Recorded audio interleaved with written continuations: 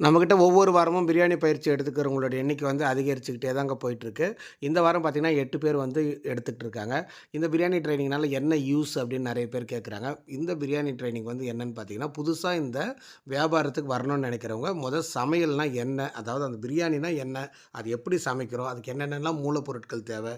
எவ்வளோ செலவாகுது? எவ்வளோ செலவு பண்ணா நீங்க எவ்வளோ ப்ராஃபிட் எடுக்கலாம்? இது எல்லாத்தையும் நான் நேரடியா ஒரு 20 கிலோவாச்சும் ஒரு நாளைக்கு சமைச்சு காட்டுவேன். அது எப்படி கஸ்டமருக்கு கொண்டு போய் சேர்க்கிறோங்கிறத நேரடியாவே அவங்க இங்க பார்ப்பாங்க. அதனால ஒரு பிரியாணி அவங்க சமைக்க ஆரம்பிச்சதுலேருந்து சேல்ஸ் முடியிற வரைக்கும் எப்படியெல்லாம் நான் கொண்டு போறேன் அப்படிங்கிறத பார்க்கும்போது அவங்களுக்கு நெறைய ஐடியாஸ் கிடைக்குது.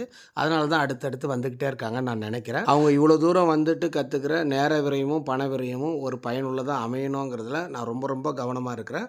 அதனால தான் இந்த ட்ரெய்னிங்கோட செஷனை இந்த மாரி கரெக்ட்டா செட் பண்ணி கொண்டு போறோம்.